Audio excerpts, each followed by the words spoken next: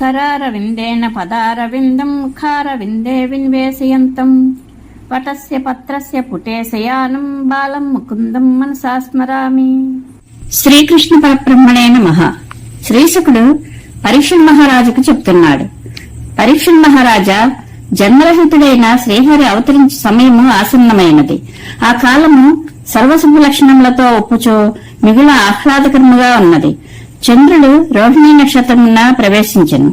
అశ్విని మొదలగు నక్షత్రములు, రవి మున్నగు గ్రహములు, తదితరములగు తారకులు సౌమ్యముగా ఉండెను. దిశలన్నీను ప్రసన్నముగా ఉన్నవి. ఆకాశమంతయు నక్షత్రములతో మిలమిలలాడుచు నిర్మలముగా నుండెను. భూతలముని గల పురములు, గ్రామములు, గోకులములు మొదలైనవి అన్నీను మంగళమయములై ఉన్నవి. అవి సకల సంపదలతో తొలతూగుచు పాడి పంటలతో వర్ధిల్లుచు హాయిగా ఒప్పార్చున్నవి. అప్పుడు సమస్త నదుల నిర్మల జలములతో ప్రవహించుండెను.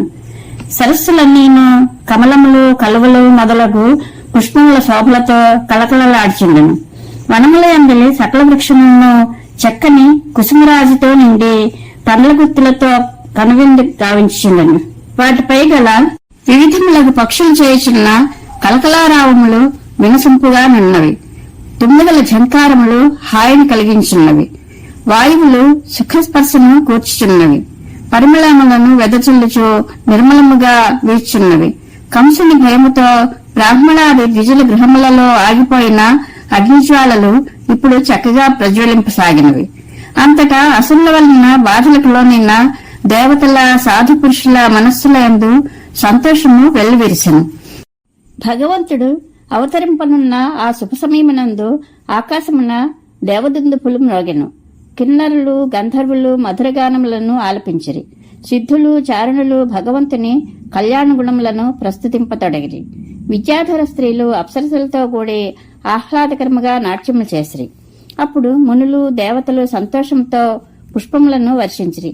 సకల మేఘములను సముద్ర తరంగ ఘోషలకు అనుగుణముగా మెల్లమెల్లగా గర్జించెను.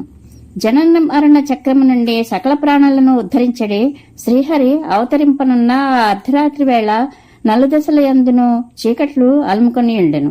అంతటా సకల జీవరాశులలో అంతర్యామియై వెలుగొందుచుండెడి శ్రీ మహావిష్ణువు దివ్యాంశ శోభిత అయిన దేవకీదేవి గర్భమున తూర్పు దిశయందు పరిపూర్ణ కళలతో తేజరిల్లిచుండెడి నిండు పున్నమి చంద్రుని వలె ఆవిర్భవించెను. అప్పుడు ఆ పరమపురుషుడు అద్భుత బాలకుడై విరాజిల్లుచుండెను. ఆ స్వామి నేత్రములు కమలముల వలె శోభిల్లుచుండెను. ఆ ప్రభువు చతుర్భుజములయందును శంఖచక్రములను గదాపద్మములను ధరించి ఉండెను. ఆయన వక్షస్థలము అందలి శ్రీవత్స చిహ్నము పరమ రమణీయముగా నున్నది. కంఠమున గల కౌస్తుభమణి మిలమిల మెరేచుండెను. దట్టముగా నున్న మేఘముల వలె ఒప్పుచున్న ఆ శ్యామసుందరుడు ధరించి ఉన్న పీతాంబరకాంతులు మనోజ్ఞముగా ఉన్నవి. అమూల్యములకు వైడూర్యమణులు పొదిగిన ఆ ప్రభువు కిరీటము యొక్క కుండలముల యొక్క కాంతులు ముంగురులపై తేజరిల్లచు ఇంపు గొలుపుచుండెను. అప్పుడు ఆ ముంగురుల శోభలు సూర్యకిరణముల వల్లే భాసిల్లుచుండెను. ఆ స్వామి దాల్చిన మొలనూలు, భుజకీర్తులు కంకణములో శ్లాఘ్యములై ఒప్పుచుండగా దేదీప్యమానంగా విరాజిల్చున్న ఆ శ్రీహరిని వసుదేవుడు దర్శించెను. అప్పుడు ఆ వసుదేవుడు తనకు కుమారుడే అవతరించిన ఆ శ్రీహరిని చూచినంతనే ఆయన యొక్క నేత్రములు బాగుగా వికసించిన పద్మముల వలె సంభ్రమాశ్చర్యములతో వెలుగొందెను. పరమానందముతో ఆయన తనువు పులకరించెను. శ్రీకృష్ణుడు అవతరించిన ఆ శుభ సందర్భమును పురస్కరించుకుని వసుదేవుడు నిండు సంతోషముతో బ్రాహ్మణులకు వేల కొలది గోవులను దానం చేయుటకు మనస్సులోనే సంకల్పించెను. పరీక్షణ్ మహారాజా, ఆ పరమపురుషుడు అవతరించినంతనే ఆ సూతికాగ్రహము చెరసాల అంతైను ఆ స్వామి యొక్క శరీర శోభలతో నిండిపోయెను. అంతటా ఆ ప్రభువు యొక్క ప్రభావం గుర్తించిన వసుదేవునిలో కంసుని వలన కలిగిన భయము మటుమాయమయ్యను. అప్పుడు అతడు ధైర్యము వహించి వినమ్రతతో అంజలి ఘటించి ఆ పురుషోత్తముని పలు విధములుగా స్తుతించెను. అనంతరము, సర్వేశ్వర, నీవు సర్వశక్తిమంతుడవు. ఈ భూమండలమును రక్షించుటకు సంకల్పించిన వాడవై నా ధర్మపత్ని దేవకి యందు అవతరించితివి. ప్రస్తుతము అసుర స్వభావం గల పెక్కుమంది రాజన్యులు కోట్ల కొలది సైన్యములతో కూడి విశృంఖలముగా ప్రవర్తించున్నారు. నీవు వారిని అందరినీ సంహరించదవు. దేవాధిదేవ, ఈ కంసుడు మిగుల దుష్టుడు. నీవు మా ఇంట అవతరించేదవని విని భయముతో నీ అగ్రజులను అందరినీ వధించెను. ఇప్పుడు నీవు అవతరించిన విషయమును దూతల ద్వారా విన్నంతనే అతడు ఆయుధములను చేబూని నిన్ను వధించుటకై పరిగెత్తుకుని ఇచ్చటికి వచ్చును అని వసుదేవుడు పలికెను. శ్రీశుకుడు చెప్పెను, దేవకీదేవి శంఖ చక్ర గదాపద్మములు మొదలగు అసాధారణ లక్షణములతో విరాజిల్లుతున్న తన కుమారుని చూచి అతడు శ్రీమన్నారాయణుడే అని గ్రహించెను.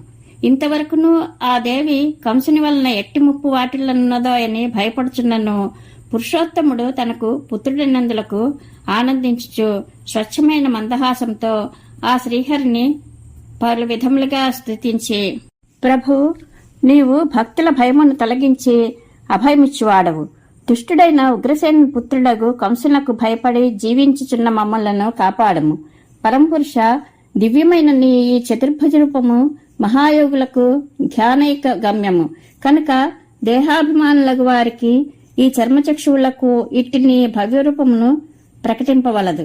మధుసూదన, నీవు నా యందు జన్మించిన విషయము పాపాత్ముడైన ఈ కంసుడు ఎరుంగరాదు. నీ కారణముగా కంసుని వలన ఎట్టి ప్రమాదం వాటిల్లునోయని నా మనస్సు మిగుల భయకంపితమగుచున్నది.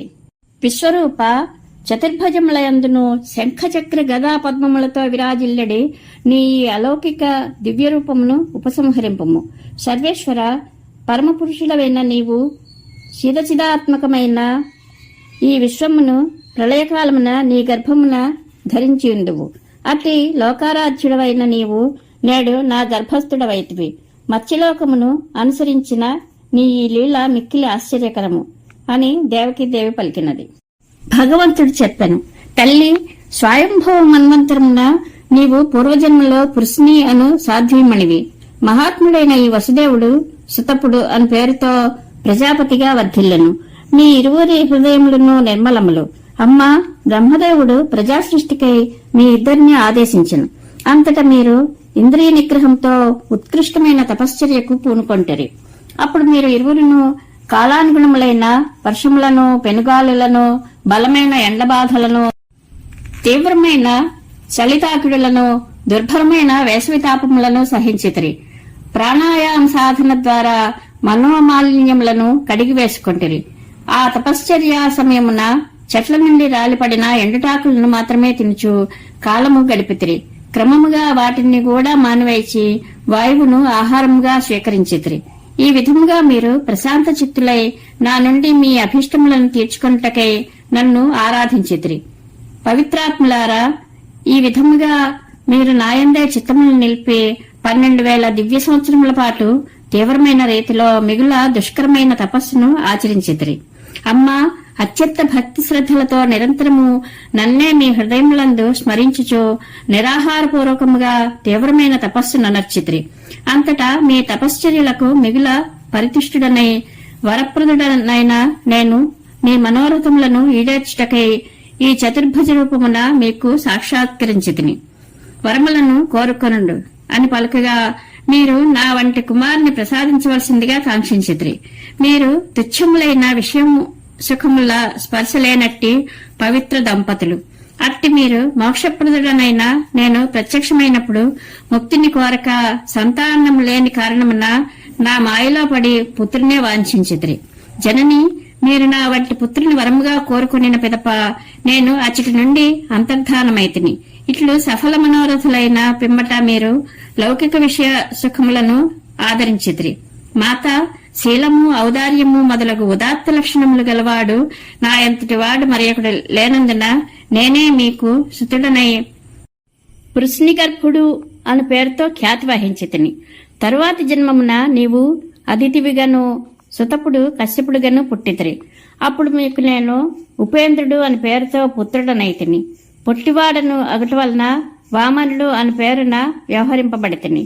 సాధ్వీమణి, ఈ 3వ జన్మమున నేను మీ యందు అదే చతుర్భుజ రూపంతో అవతరించితిని.